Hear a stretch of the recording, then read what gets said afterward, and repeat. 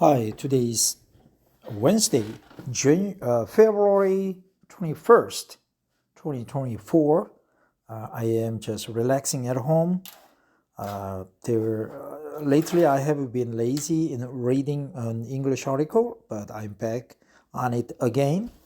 So today we are going to learn about electric power that you can sell in America. It is called Power Purchase Agreement, PPA. There is IPP. I'm not sure what IPP is, but today we are going to focus on Power Purchase Agreement.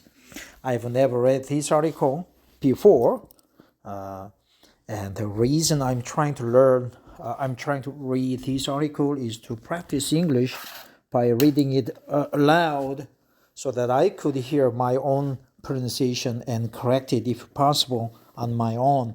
I think it's okay. I could do that, correct myself, my pronunciation on my own. And another reason is to pick up some knowledge, real knowledge, on the subject that I am interested in, depending on the time of the day, depending on the day of the week. Because I work for Korea Telecom, KT, the number one carrier in Korea, and sometimes I interact with customers. I'm a sales expert, and also we sell electricity services, electricity-related services to our customers. PPA, yes, we also handle PPA, even though we are an IT company. That sounds strange to you, but it happens in Korea. We do whatever we can to make money. So this is purely academic endeavor on my part, and I'm going to read for you. Power Purchase Agreement, PPA, written by Zach Stein, reviewed by subject matter experts, including myself, maybe. Updated on February 21st, 2024. Fact-checked, Why Trust Carbon Collective, Table of Contents, What are Power Purchase Agreements, PPAs, How do PPAs work, Types of PPAs, Advantages of PPAs, Disadvantages of PPAs, Final Thoughts, FAQs. What are Power Purchase Agreements, PPAs? Power Purchase Agreements, PPAs, are a contract between two parties, the buyer and seller. Here, the seller doesn't have the article the, because the buyer has one, and here, buyer and seller is kind of a combination, one pair, kind of in this context. So only one the is used that represents both buyer and seller at the same time. One party, the buyer, wants to buy electricity that the other, the seller, is willing to sell. The seller produces a set amount that the buyer purchases. The contract or agreement is long-term and typically lasts 15 to 25 years. This gives the seller an opportunity to make investment plans while also allowing the buyer to benefit from economies of scale that come from purchasing energy over a longer period. Economies of scale. From economies of scale. How do PPAs work? The buyer and seller agree on the terms of the agreement. These may include the price, length of the contract, the amount produced or sold each year, fuel used, penalties, and termination. Price, length of the contract, the amount produced or sold each year, fuel used, penalties, and termination. The buyer's responsibility is to purchase the energy at a fixed or negotiated price. The purchase price is generally lower than retail rates due to the bulk quantities purchased. The seller's responsibility is to produce and provide the said amount. The sellers may provide solar panels on a home, wind turbines in a rural location, or purchase green energy credits that offset the power otherwise generated from fossil fuels. That offset the power otherwise generated from fossil fuels.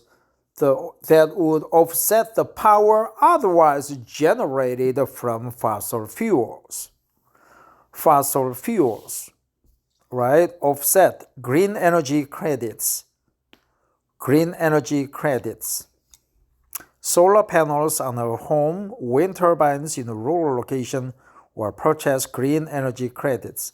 The PPA is best understood as an electricity hedge.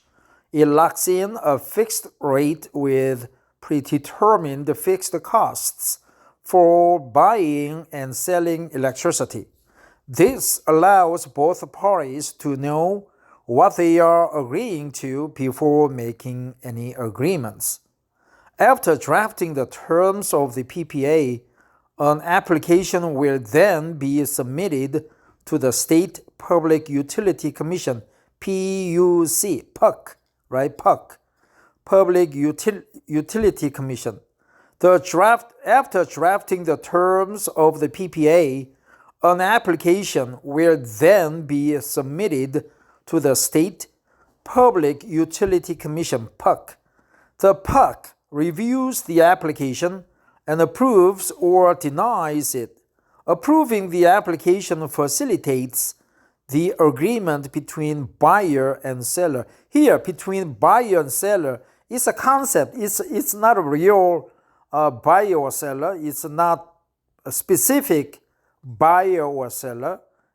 It's just representative concept, right? So it doesn't have a the here. Between buyer and seller. Types of PPAs. Between buyer and seller. Between buyer and seller. Types of PPAs. Two different types of PPAs can be found in energy markets. Physical and synthetic. Physical and synthetic, right? It's a real thing, real steel. Physical and virtual, right? Synthetic. It's not real. It's a virtual. So,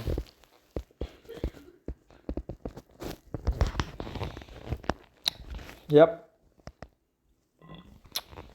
Yeah, I'm drinking red ginseng juice. I really like this one. I know a guy who is a CEO of the factory. If you want, you can purchase ginseng products in bulk from him. I can help you. They export nice ginseng products to China and Vietnam at a very affordable price. I really recommend their products, good quality, and at a reasonable price, very reasonable, very affordable price. Physical PPAs. A physical PPA is where a seller provides a specific number of megawatts each year for a set price over a set period. For a set price over a set period, megawatts each year. This type of agreement is more common than a synthetic PPA. It locks in a guaranteed quantity and price. Hence, it eliminates worries about future market conditions changing the agreed upon value price. Physical PPAs split into on-site PPA, off-site PPA, and a sleeved PPA. On-site, off-site, and sleeved PPAs. A common attribute is the fixed quantity of electricity agreed in the PPA. The difference lies in how electricity is supplied. on-site PPA, off-site PPA, sleeved PPA. On-site PPA. An on-site PPA requires the physical proximity of the production facility and the buyer.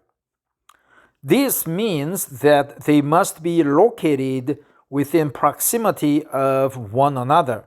They may also share a power grid that allows energy to flow between locations. Installation and parameter details of the PPA are based on the amount of power required for the production facility. It's also on-site. The buyer and the production site, they are very near to each other. Off-site PPA. An off-site PPA allows for a set number of megawatt hours to be produced even if the energy production facility is not near the buyer. The path the electricity takes to reach its destination can often involve different organizations, right?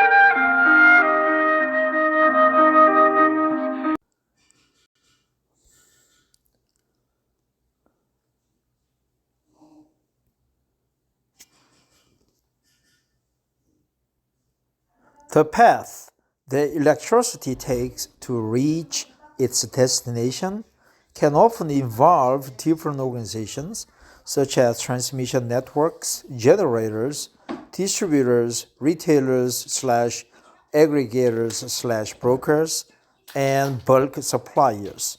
Bulk suppliers, aggregators, brokers, retailers, aggregators, brokers, aggregators.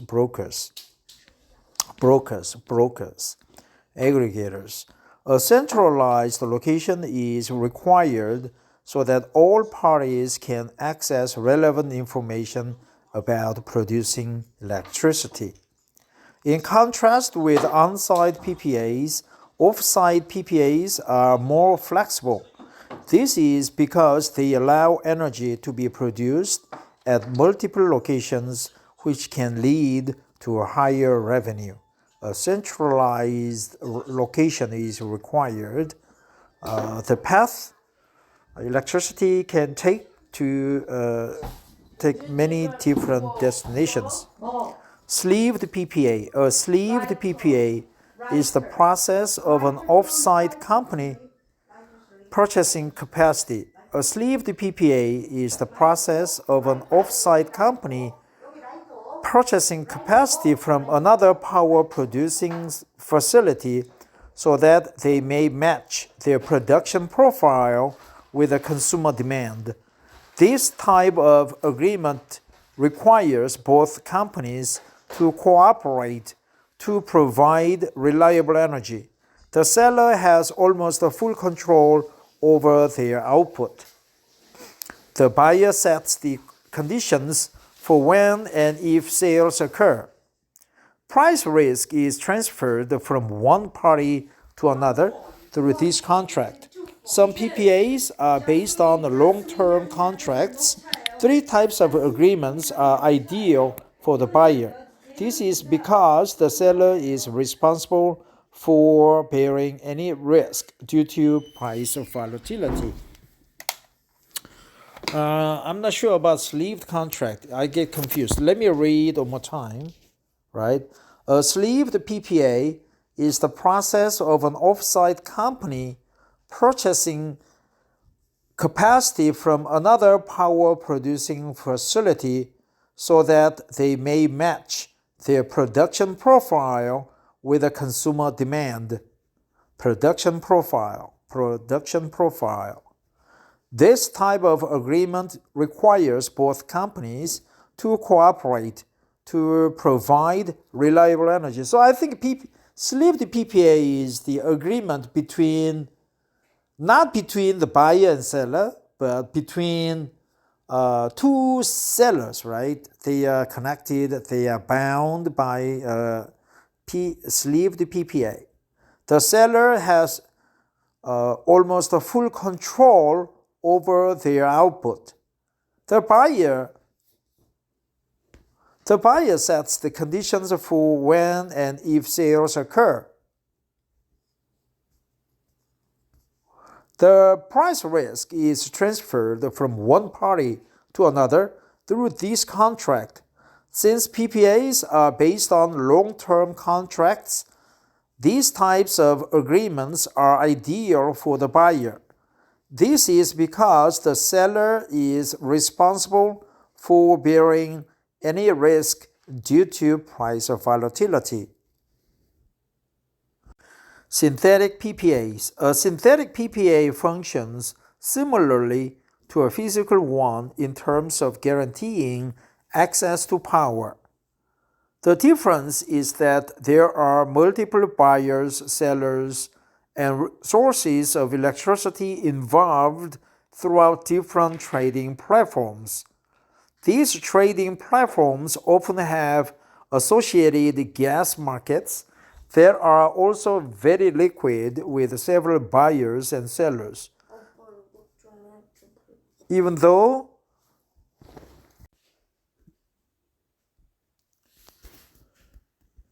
there are multiple sources of electricity, they are not necessarily connected at the same location. This means that the supply is not as dependable as a physical PPA. However, such an agreement can be created just as easily as a physical one. A synthetic PPA is ideal for those who want to procure energy but do not have an available source. It is also ideal for those who want to take advantage of low prices. It affords them less risks than those that are contracted under their specific agreement. These risks could include price fluctuations and counterparty default. Advantages of PPAs. Below are some of the advantages associated with PPAs. Price security, positive cash flows, electricity sales and purchase risks reduction. Price security. The cost of electricity purchased through a PPA is fixed as opposed to buying it through other sources, such as the spot market. Since electricity prices derive from the supply and demand of customers, price security is assured throughout the contract term. Positive cash flows. PPAs have been found to offer positive cash flows because they can provide protection from wholesale price fluctuations. They also provide a steady long-term revenue stream for a fixed period. This predictability allows companies to plan better for their future expenses and make use of growth opportunities, which should drive shareholder value.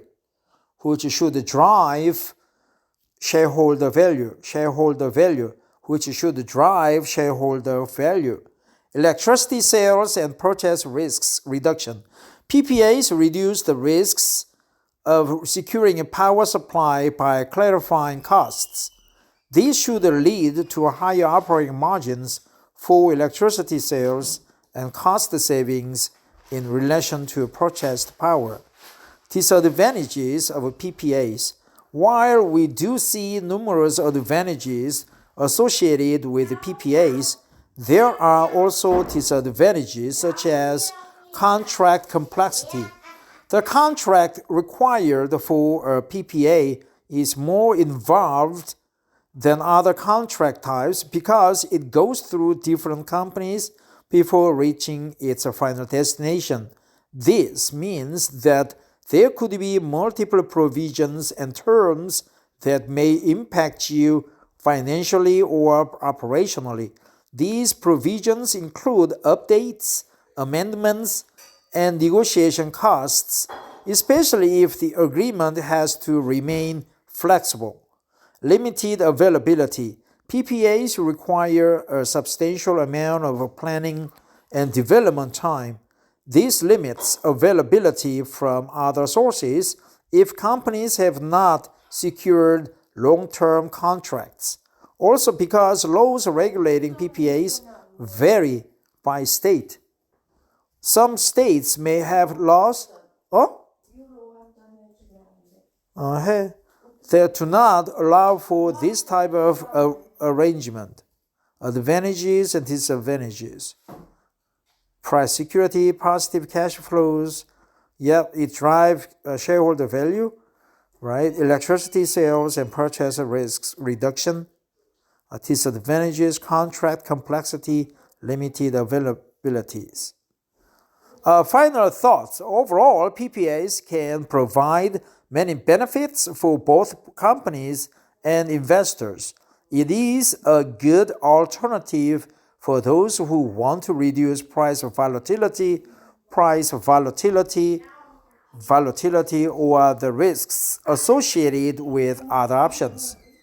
The role of a power purchase agreement is to define all obligations and expectations between the parties involved.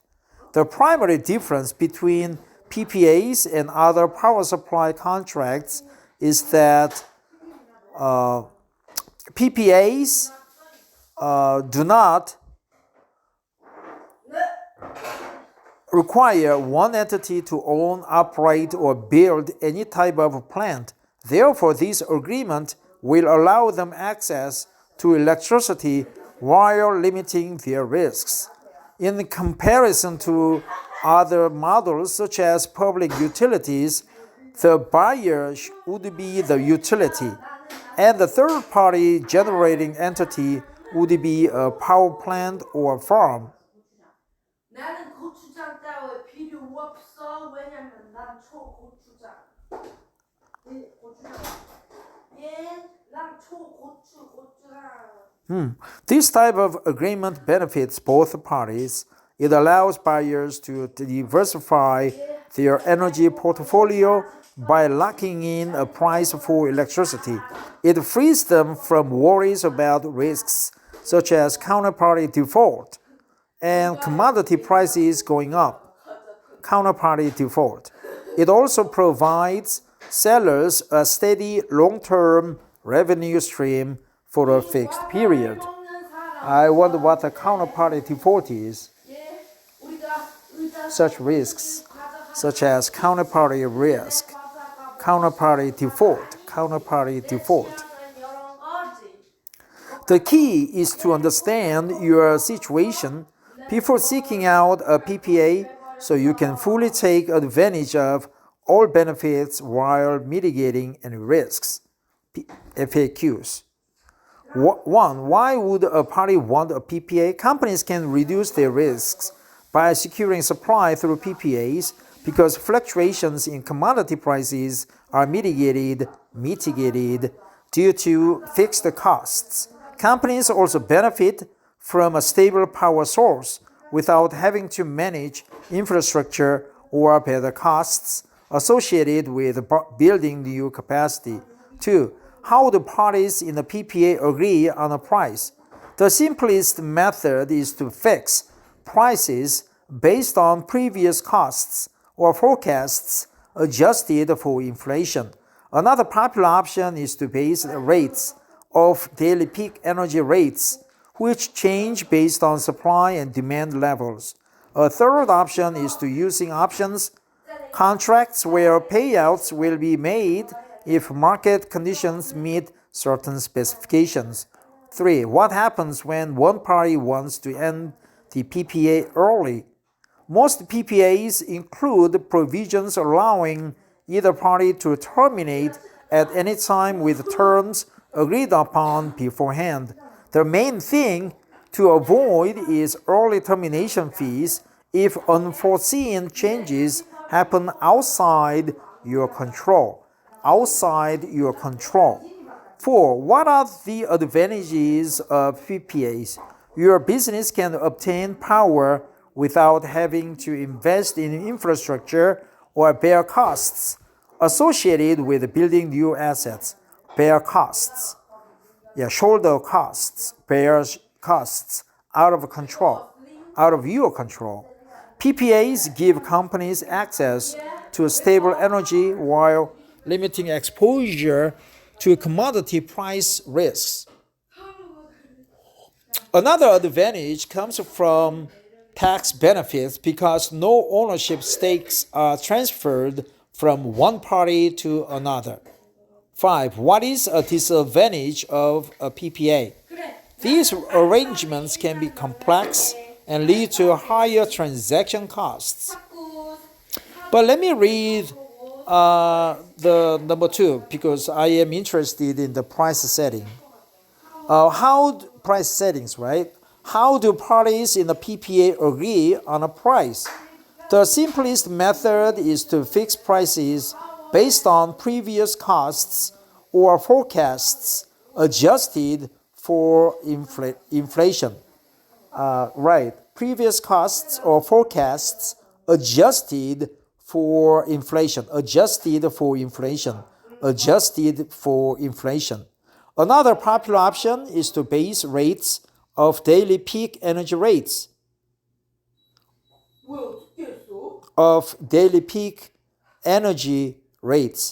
Which change based on supply and demand levels. A third option is using options contracts where payouts will be made if market conditions meet certain specifications. Options contracts, or previous costs or forecasts adjusted for inflation. Another one is to rates of the ever-changing demand and supply levels, right? Well, that's it. But before I close, I would like to go over the expressions, words, or sentences that I find very interesting. Of course, there are no unknown words that I need to look up except counterparty default. I want to know what the counterparty default is. Counterpart, right? We know the counterpart, but what is counterparty? Same thing, maybe in the contract terms. But from this article, I learned such expressions as costs and forecasts adjusted forecast cost, previous cost or forecast adjusted for inflation, outside your control, price settings, options contracts, counterparty default, PPAs, power purchase agreements.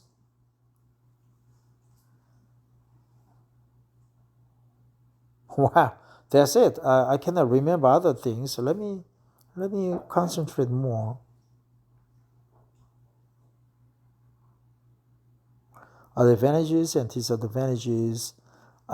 Terminate the contract early. Terms. Complexity. Complex. Long-term secure. Bear costs, right? Bear costs. Price fluctuations, utility fluctuations, fossil fuels. A buyer and seller, between buyer and seller, there were no does, or the buyer and seller is just one set. Between buyer and seller, synthetic PPAs, physical PPA, synthetic PPA. Third option, contracts, based on contracts, agreements, terms, stipulations, specifications, meet certain specifications. Well, that's just about it, but let me go over the context real quick.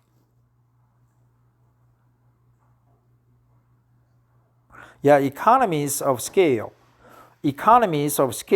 right? Economies of scale. Benefit from economies of scale.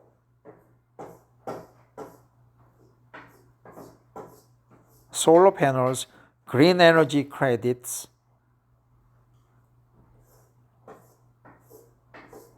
PUC, Public Utility Commission, PUC, physical PPAs, on-site PPA, off-site PPA, and sleeved PPA. Let me read the sleeved PPA one more time. A sleeved PPA is the process of an off-site company purchasing capacity from another power producing facility so that they may match their production profile with consumer demand.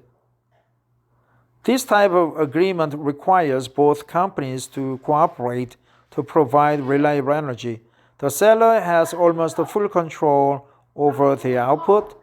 The buyer sets the conditions for when and if sales occur. Price risk is transferred from one party to another through this contract. Since PPAs are based on long-term contracts, these types of agreements are ideal for the buyer. This is because the seller is responsible for bearing any risk due to price volatility. Sleeved contract, green energy credit, liquid, very liquid, very liquid, very liquid.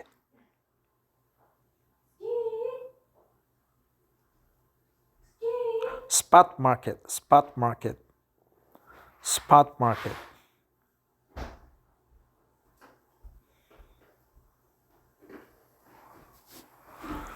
Final thoughts, final thoughts, final thoughts, final thoughts, final counterparty default. Diversify, energy portfolio, their power portfolio, right? Energy portfolio. Well, that's it. Thanks for listening. Take care. Have a wonderful Tuesday.